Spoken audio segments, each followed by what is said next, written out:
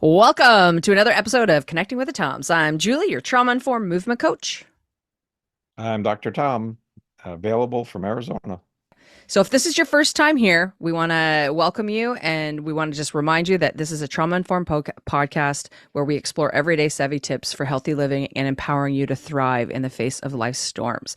So today we're going to be diving into HRV. So HRV is something that if you are not aware of is a very powerful tool. I don't even know if it's, can you call it a tool? Yeah, no, it's a Yeah, measure. it is.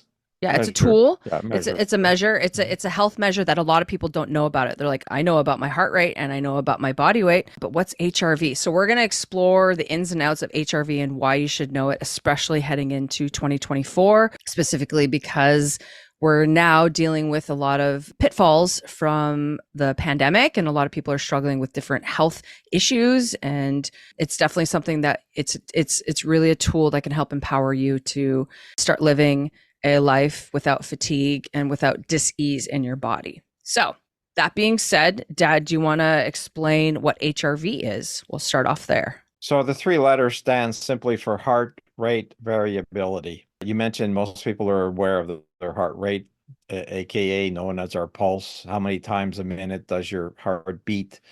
We'll say on average 72, let's say. And of course, it's throughout our entire life, it beats 72 times a minute for 70, 80, 90 years or however long we're on this planet. So the variability component reflects the fact that, everybody, you have 62 beats, you have 72 beats. People just make the assumption, oh, I guess the timing between each heartbeat is the same. And that's what's not true. Actually, the timing in microseconds between each heartbeat is variable depending on circumstance, situation, what else is happening in your life, what else is happening in your body. And so there are now tools to be able to measure this variability. And what has been found over the years that we now have a tool to measure this accurately is the fact that the greater your variability, the more variable the timing between each heartbeat, that generally the healthier an individual is. The lower, the less variable your heartbeat is often associated with more chronic illness, with more inability to adapt to rapidly changing components that are happening in everyday life. So it's a measure for all intents and purposes of how well your body is capable of dealing with stress and how quickly your body is able to adapt to different circumstances, to different situations, different aspects of, the we've talked about, your cup runneth over, your cup is full. When your cup is full because you're dealing with five, six things at once, people, whether they break down, whether they have an anxiety attack, whether they have insomnia, whether they have so much fatigue they can't get out of bed, whether they get a migraine headache, whether they end up with digestive problems, whether they don't want to eat anything, whether they start having joint pain, musculoskeletal pain. In other words, it's any and everything that are individuals experience on an everyday life. But the way our medical system is set up, they're always going after the illness and not going after the underlying component of why you would have it. And a very good indicator, a typical indicator that we now have easy access to is variability. And people can track their variability relatively easily, whether you have an Apple Watch or a Garmin or a Fitbit or, some other device like that. You will be able to see, how much does your heart rate variability change on a day-to-day basis. So from a doctor perspective, we do it, more professional. We have a more professional machine, we'll say, that allows one to measure it. And we do different things. We do it when you're lying down, then we have you stand up. We have you do a Valsalva maneuver. In other words, we're trying to simulate everyday stressors in one's, activities of what they're doing. So the first stress that we all experience first thing in the morning is going from a lying position to standing up. So your brain immediately says, uh-oh, you're standing up. Are you about to have to defend yourself? So you've gone from hopefully during sleep, pretty parasympathetic response, parasympathetic meaning that you're healing and your lymphatic system has been the most active.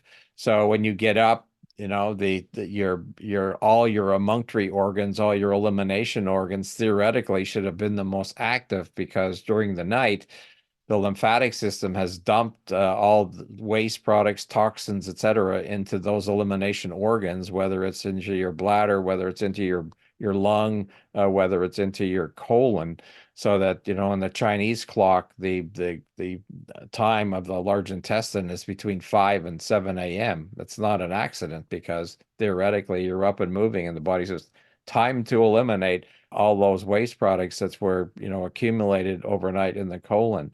The bladder is full. Typically, the odor of the first morning urine and the specific gravity will be the highest because you have dumped the most waste products into it at the time.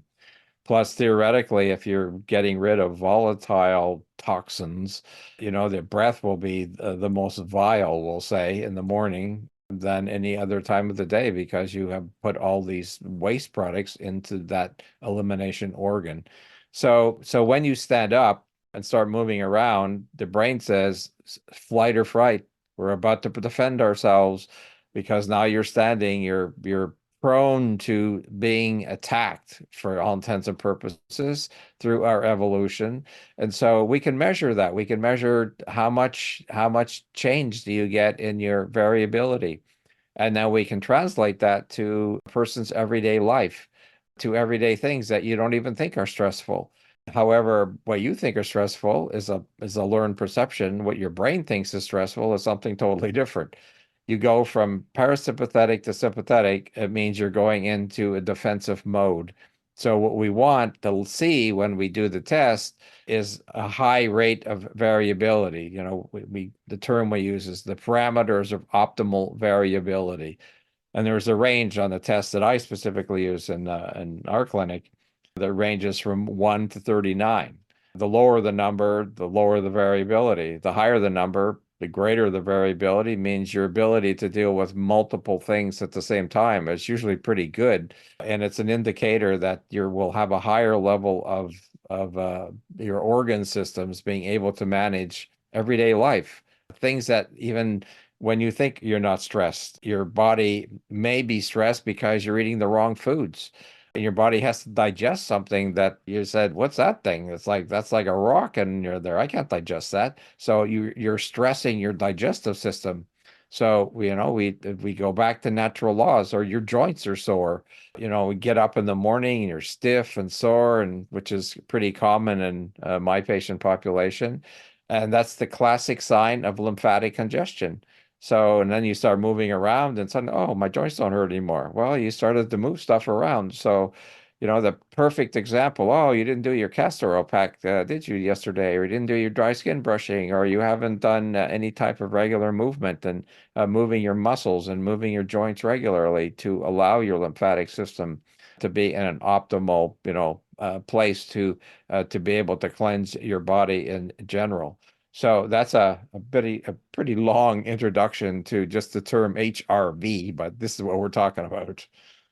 No, that's great. Thank you. Thank you for explaining that. So Cole's Notes version, basically what my dad's saying is that HRV is the amount of time between your heartbeats.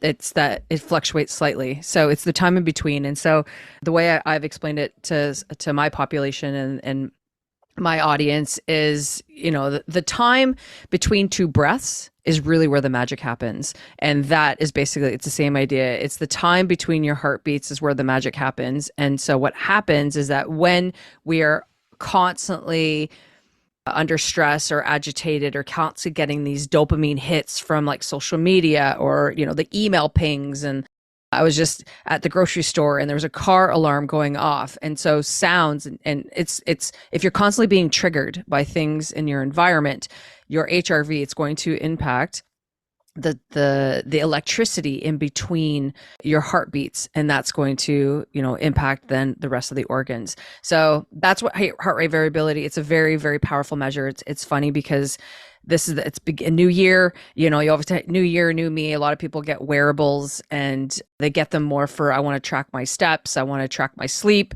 you know, and I ask them like, hey, what's your HRV? And they're like, where do I find that? And what is that? So that's often the problem, is that, well, if you are using or wearing a wearable, you really need to tune into, I know with the Fitbit app, for instance, I have a couple clients who have just Fitbit just updated their app, and so to find HRV, you have to kind of go searching for it. Same thing with the Apple Watch; you have to go searching for it. So it's not a ready in your face measurement, but it's something that to me is should be put at the top of the. If you're wearing a wearable, Oura Ring, whatever, that HRV is the first thing you should be tracking. And like my dad said, though, if you are wearing a wearable, so for instance, let's say you don't have a wearable, you're like me, I don't wear watches or rings or anything like that, because for me it disturbs my my energy system. I used to wear one, went to an acupuncturist, and for me I found that it was harmful to my energy, and so I've chosen not to wear one. So what are your options there? So do you want me to talk about that now? I guess, what's an option if you Yeah, don't have a go ahead. wearable? You want me to go into that now? So Yeah, sure. okay, so there are apps. So the cool thing is that there are apps on your phone that you can actually download, and you actually just use the phone, your camera on your phone. So the one app that I do recommend, because it's free, and B, it's really good. It's free, and you don't get all these ads really at the end of the day, because most of the free ones you're going to get bombarded with ads. Is the Visible app. So it's visible, and when you look at it, it's going to be like a yellow and blue kind of circle on it, and it's a long haul COVID app. So you can it's going to ask you to set up some measures or some things that you want to track in terms of your long haul COVID, so you can track your sleep or whatever, all different types of things that you want to measure. But essentially, when you're doing that app, or when you're doing that measure, the guide, it'll often tell you it takes about a minute to do the measure. It'll often tell you to do it first thing when as soon as you wake up. So, you know, so you're always doing it at the same time. But like my dad said, I don't necessarily agree with that, because you have to have a wearable, or you have to have something in your bed, in your room. And I don't like that, because that to me affects your sleep. So if you're that person, you're like, yeah, I'm going to wear that and I'm going to do it first thing in my bed, that's fine if that's going to be you. But I find that it's good to have different measures throughout the day. The Visible app won't let you do that. The Visible app, you only get one measurement in the morning, or whenever you choose to do it. If you do it, you know, first thing out of bed, or if you do it before your morning coffee, or whatever, right? For me, I do it right before my movement session in the morning. I know I move my body every morning. I have got my set time, so I check it there. So I've actually moved. And so like my dad said, is that it's important to track. You want to be tracking the number. You want to be tracking while in similar environments, if that makes sense, because sometimes you could be, you know, life, it's going to be different if you're standing versus lying down, versus when you just first wake up, versus at 3 o'clock or just before bed. So I am a fan of checking those different times. This is where this is where the wearable can come in handy, because it'll give you times, it'll give you the score throughout the day. But if you're just checking it once, the Visible app, try to find a time that you're going to do it consistently, because you want to score every day. Okay. So that's just something that I want to throw out there. But there's some pros and cons to wearing a wearable all the time. The other thing I want to just say is that my dad talked about optimal ranges. Okay. So if you're listening to this, you're okay, what's the optimal range that I want my HRV in? If that's what you're thinking, you're going to go right away to Dr. Google and be like, what should the best HRV be? Okay. I want you, please, please refrain from doing that. Okay. Because Fitbit, this is why I know this, Fitbit, Garmin, Apple, Oura, and Visible all measure differently. And you go to my dad's office, it measures differently. They all have a different measure. So you cannot compare yourself to somebody or anybody else with a Fitbit. You want to find your own baseline. Okay. So that's why, like the Visible app, it'll say you need to do the score for 3 days, and it's going to give you your average HRV. The key that you really want to focus on is your average. It's not, you're going to have a high and a low. And then what's going to happen in the apps is that's going to tell you based on your high and low score if you're having a stressful day or a not stressful day. What you really want to be tracking is the average number. Okay. So if you have an outlier, so let's say Fitbit measures low. Okay. So I'll just tell you right now. So if you're a Fitbit wearer, lower compared to Apple. So Apple, like I see clients that are between that are, 40, 50, 60.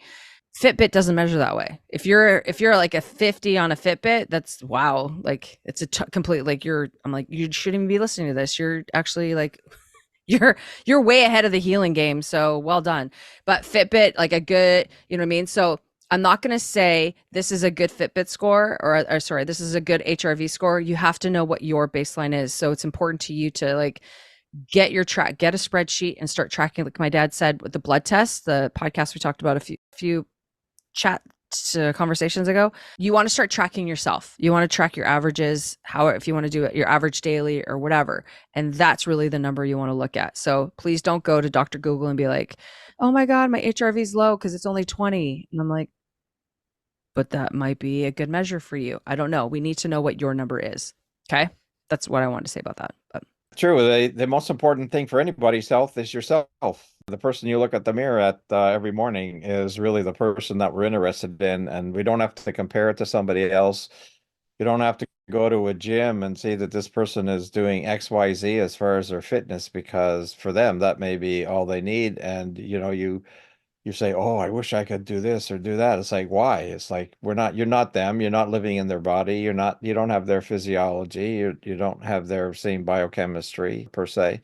So it's really about you. And the most important thing is that this is another information tool. Just like taking your blood pressure is an information tool or taking your pulse is a tool, but now we have a tool that is will give you more information on this path to wellness, which is what we, of course, all these podcasts are about, is how do we keep enhancing your ability to understand where you're personally at as far as your level of wellness is concerned in general. And the aspect of the using some device is it's another way of cluing in to how well your body is dealing with stress. And everybody thinks, oh, I'm under stress from work and my family life and job, and I almost had an accident on the way home, and my grandmother isn't feeling well, and et cetera, et cetera. It's oh my God, 15 things going on. I'm really stressed. Well, you may be really stressed all the time, but don't pay attention to it, because the everyday things that are happening to you are a stress to your system. So this HRV is a tool, I believe, that just like a continuous glucose monitor is a great tool for monitoring your blood sugar ups and downs over throughout a day, and not just once a year when your doctor does a blood sugar and says, "Oh, your blood sugar looks great. You're not diabetic." It's like, how do you know? Why don't you measure it for a month on an every day, 5 times a day, and you'll see how much variation you're getting. And you'll see also that it's not just about food that you eat, it's about your stress. So the last podcast that we talked about insulin resistance and diabetes. And invariably, when I'm having my patients do a monitor, what we're finding is that they say, "Oh my God, my blood sugar went really high and I didn't even eat anything." I said, "I know. What else were you doing?"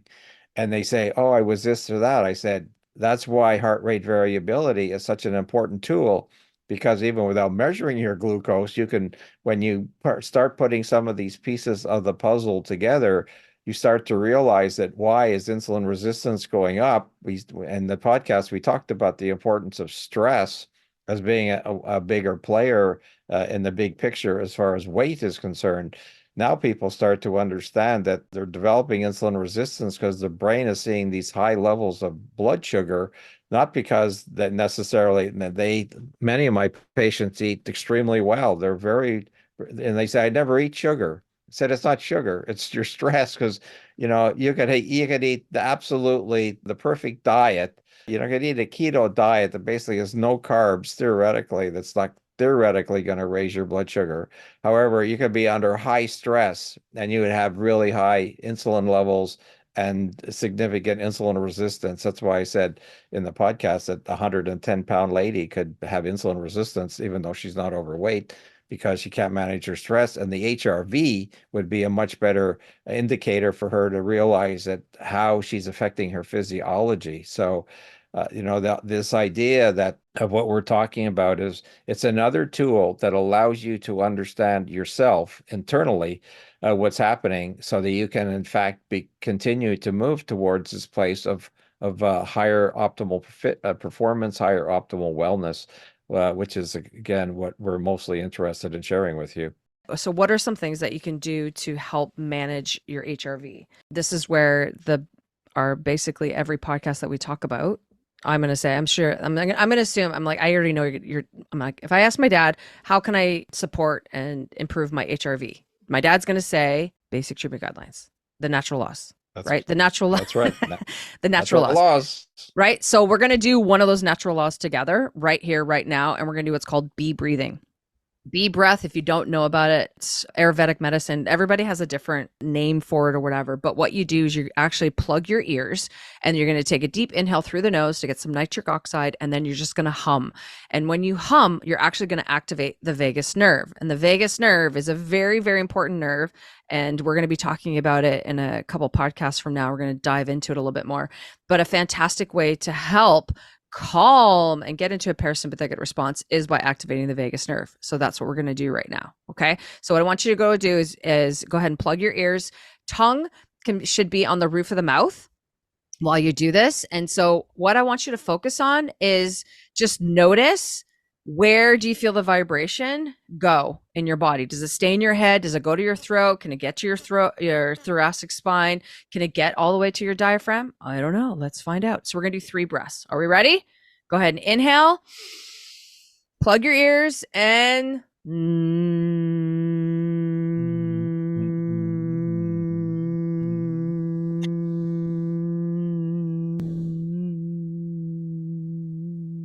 go as long as you can. All right, good job.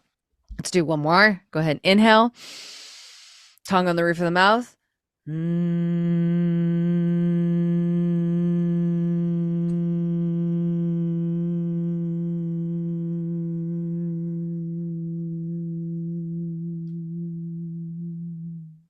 And notice, again, take note, where are you feeling the vibration? One more time. Go ahead and inhale through the nose, get that nitric oxide, and release. And you can change the tone.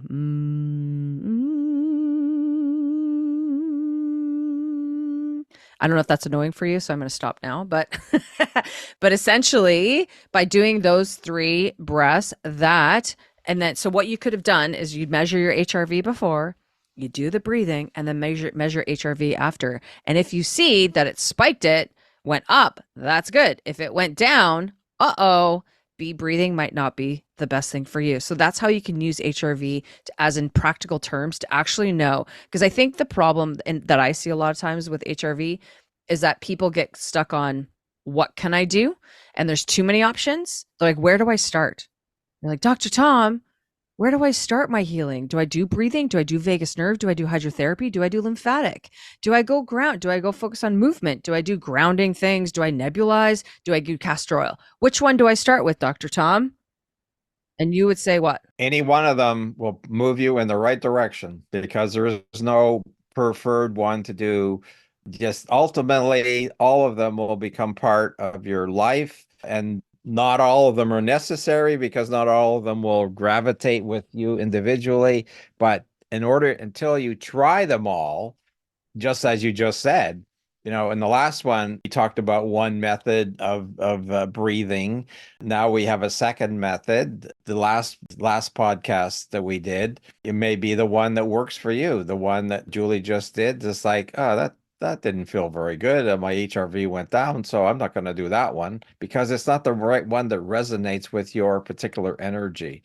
So, everything about natural laws, everything about the basic treatment guidelines are sort of everyday things. So, you can't go wrong by adding anything. You can't go wrong by increasing the amount of water that you drink every day. You can't go wrong by increasing the number of colors of fruits and vegetables that you eat every day. So there's no right or wrong to any of this. It just takes, I mean, however long it takes, to start to incorporate them and make them part of your life. That's all that's important. So just start somewhere, is what we say. There's not like 1 to 10. you don't do one, you could do 10 before you do, number three. So there's no order to this. Just No. the goal is just start incorporating. Right. But how you can, so exactly, you're 100% right. Pick one and go from there. But how you can incorporate HRV to see how it resonates with your nervous system is do your HRV score, do the exercise, and then take your HRV score again. And then that'll give you a good idea as to if it resonates with you right here, right now. That is how I use HRV. That's the magic and the power of understanding how can I actually make this applicable. And, people are like, just track your HRV and blah, blah, blah. And then, like I have clients, all of my clients track their HRV and they come in and we talk about like how stressful you're like, oh, let me check. And they look at they look at their averages and you're like, what happened on this day? What happened on this day? So it helps us, investigate a little bit more of our triggers, because I find a lot of people, again, in the trauma world, don't really know what their triggers are. They really don't. And so in order to help us like dive in, and if we really want to heal, we want to dive more into what is the subconscious, what's happening in our subconscious, bring it to our conscious mind. So that's the other thing I wanted to mention, is that HRV is a fantastic biological measure, whereas like the stress bucket is a psychological measure, because we're using our mind to decide how stressed am I in the stress bucket, where HRV is biologically telling us, giving us information. And again, if you're someone who's stuck in a sympathetic survival state, you really don't have access to the biology of, you don't really know, because your body, this is what trauma does. It shuts it down. It shuts down that communication it doesn't want you to feel. So you're not able to actually tune in. So be an investigator, put your curiosity hat, right? Put your proactive healthcare hat on, and you're like, okay, what is going to work for me? And that's why each podcast now I'm going to be offering a different movement, I'll call it. I'm not going to say the word exercise because that could be triggering for some people, right? I said exercise. What'd you think of? What'd you think of, Dad? It's the first word that came in your mind. Word association. What my patients always tell me is that I hate going to the gym because I don't Right. like to exercise. Don't like to exercise. Yeah. That's So it's usually a negative thing, right? That's yeah, natural, really right? negative. Sweat. It's Yeah. hard. Yeah. It's something that I don't want to do. So it's like, okay, what's a movement that we can do and that we can make it, like be breathing. You can do it. Like, I'm like, how can we incorporate it? Just before I check my emails, I can do a B breath, or just before I sit down to eat, I could do a B breath. Yeah. So or I can do the psychological side like we did last podcast. So again, if you're like, I don't know which one I want to do, honestly, then take the next week and try different things, track your HRV before and after, and you'll have your answer. And you're like, and then also the one that what my answer would be is, which one do you like the most? Which one do you enjoy? Because if you don't enjoy it, you're not going to do it. Straight up. That's just how habits work. So if you don't like going to the gym, don't start there. Don't force yourself to do something like, some people, I say, walking, we talk a lot about this. I think my dad would agree. Walking is probably the most beneficial movement that you could do for your body, probably mentally, physically, psychologically, energetically, spiritually, all of it, especially depending on where you're walking. But some people can't. And I get that, because they're in pain when when they walk, it hurts. And then they walk too far and then it hurts even more. So, their walking may not be the place to start. Right. So I get that. So that's why it's like, find something that you enjoy and then go from there. When's the best time to track it, would you say, Dad? I think what you said is the most important, which is you should try it different times of the day.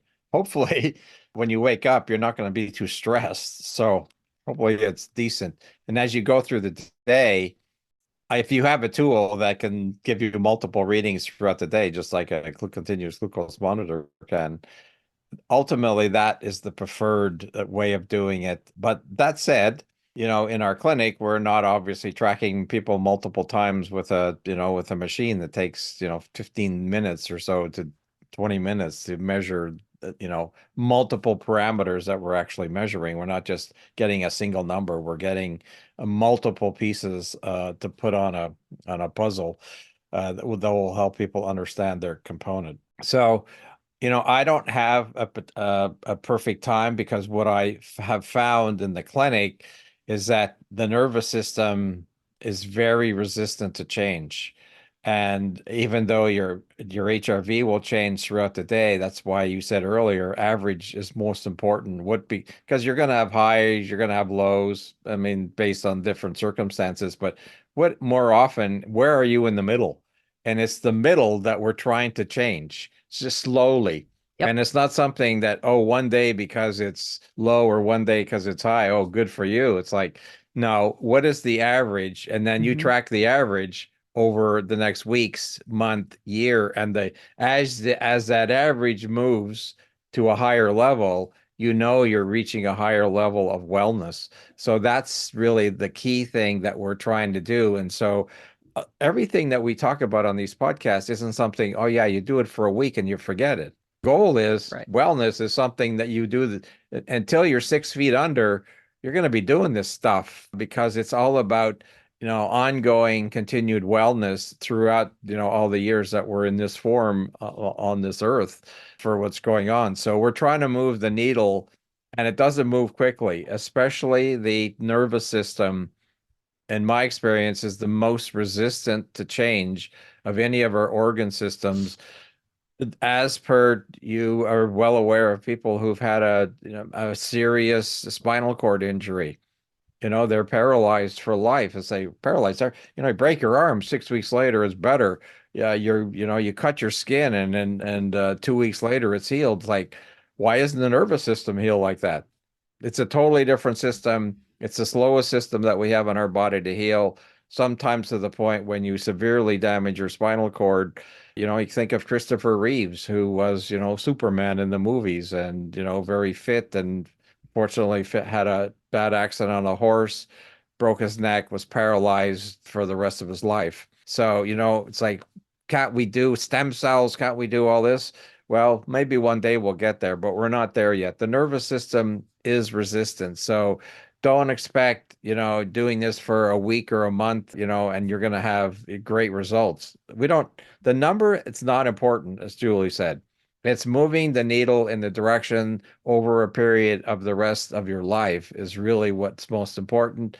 The measurement is the tool that will allow you to see the types of things that you can do for yourself that will have the greatest benefit, whether it's the specific type of breathing, whether it's a specific type of movement, whether it's a specific time to go to bed, whether it's a specific diet to eat, et cetera, et cetera. We do know that yes, we need to do grounding. Yes, we need to do nebulizer. Yes, we need castor oil, dry skin brushing, eat lots of colors of food, drink half your body weight in ounces of water, et cetera, et cetera.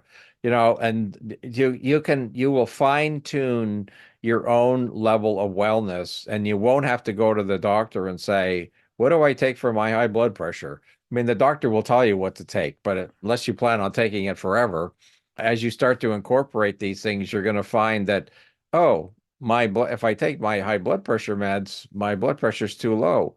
Maybe my dose is too high. Maybe I need to reduce the dose that I'm taking. Maybe one day I won't even need to take it, which would be a nice goal ultimately to achieve.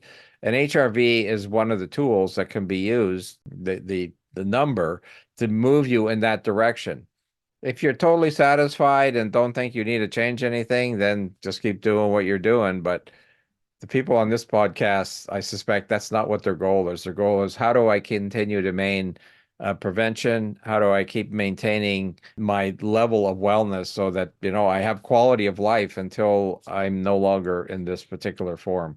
That's really what we're trying to promote here. And I also just want to put it out there that HRV is different from heart coherence. So if you are someone that is a heart math follower and you understand heart coherence, there is a little bit different. So heart coherence, if you're not familiar, is basically it's a measure of total coherence of all of the body systems. So they actually have a different output. So if you actually heart math has their own device that you can track, but it's basically when you're breathing, your heart, your brain, your hormone are all in sync with each other, your heart coherence will go up. So that is a different measure. But in my world, some people have asked me what's the difference between HRV and heart coherence, because those numbers come out as well, because some people are measuring their HRV using heart math devices. So if you're that person, I just want to do a little side note there. That's all. I just want to make sure that we bring that up because I mean, the higher your heart coherence is phenomenal because it means like we've said before in previous podcasts is that all the systems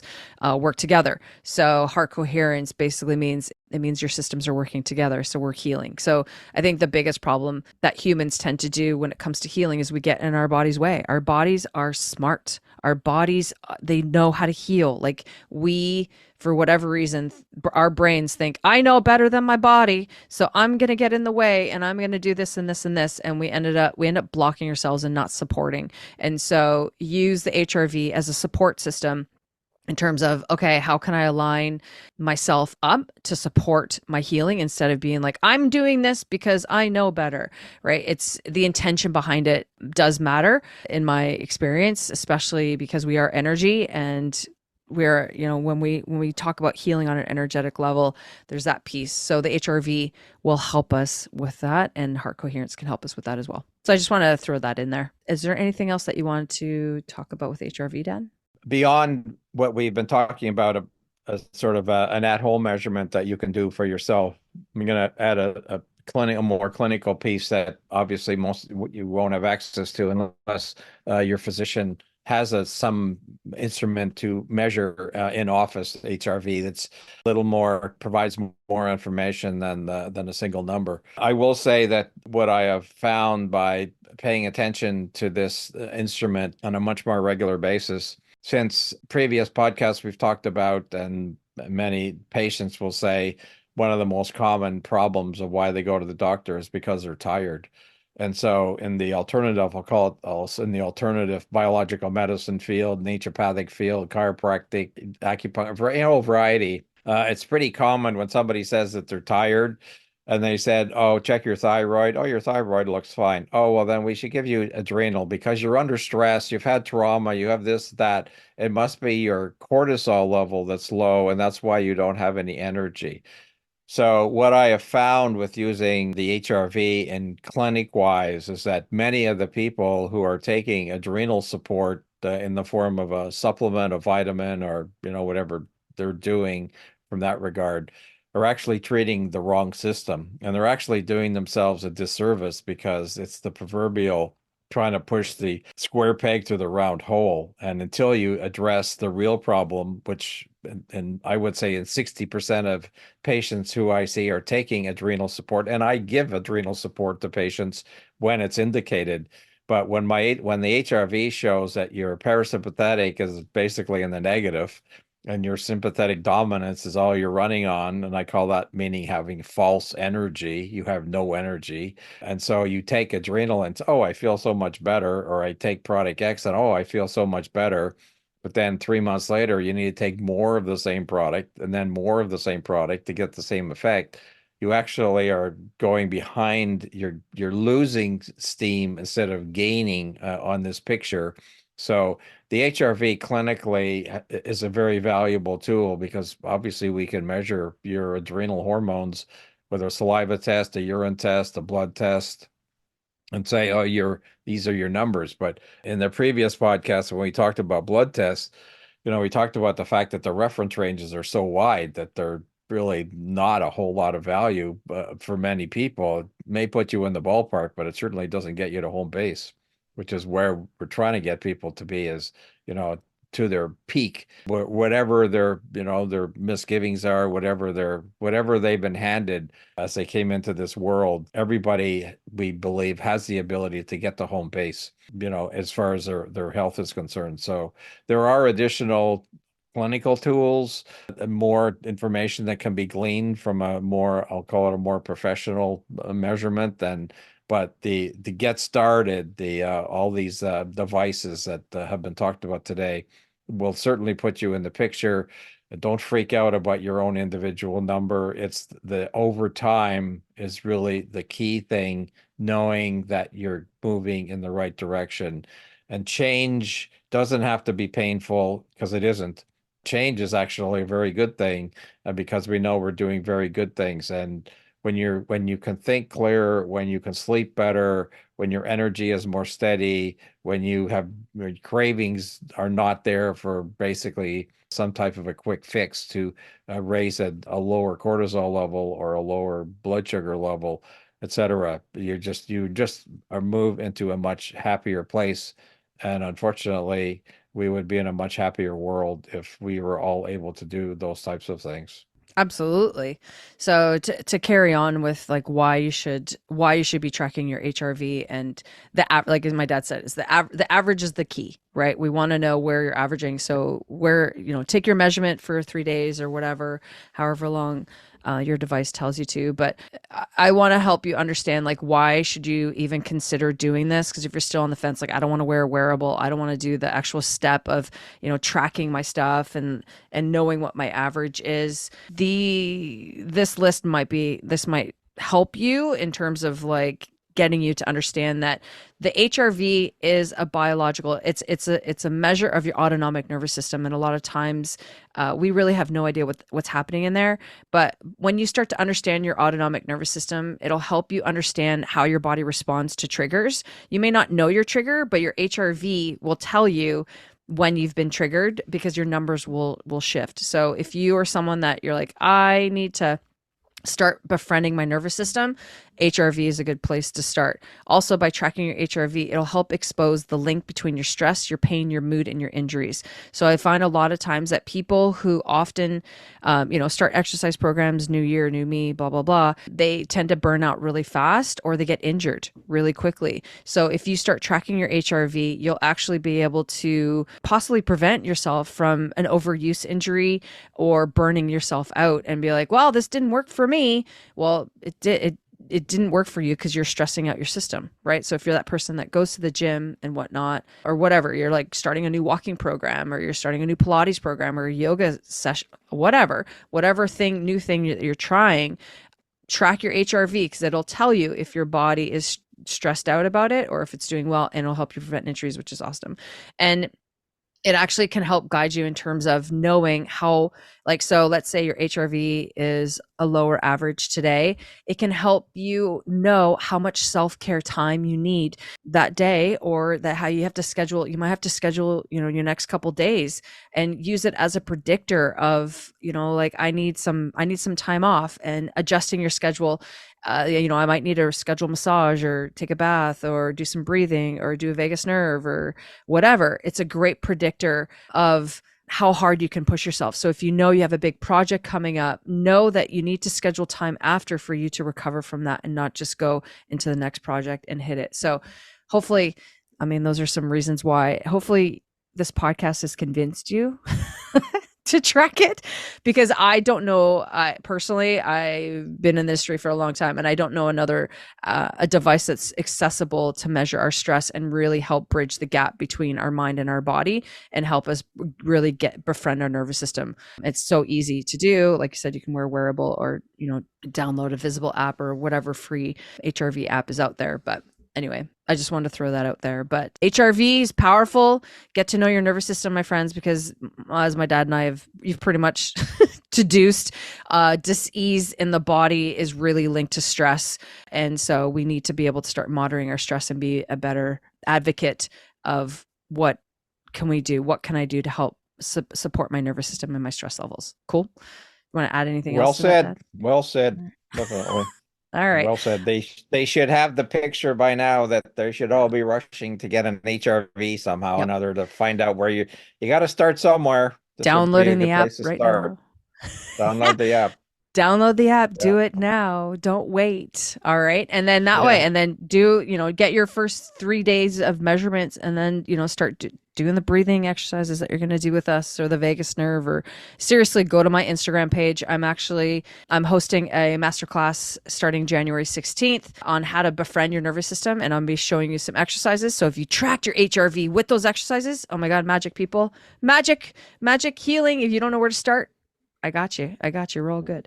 So thanks so much for listening. We appreciate you being here, and we look forward to sharing our next topic of diving more into breath work We've been talking about some of the tools, so we're going to dive more into some of the specific tools to help you support your stress levels and your nervous system. And breath work for people stuck in sympathetic or survival state is our next topic. So thanks so much for being here, and we'll talk to you next time. Talk to you next time. Have a good day.